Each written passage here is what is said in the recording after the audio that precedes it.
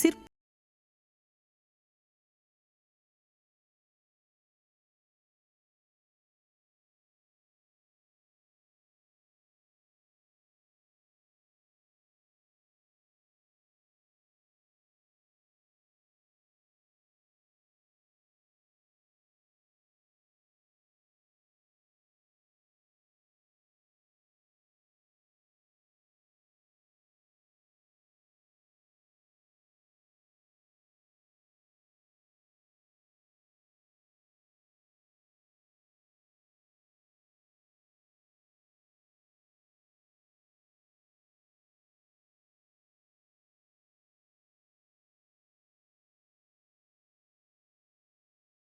இருக்கும் தெய்வம் அவர்கள்தானே என்றார் மகாகவி பாரதி.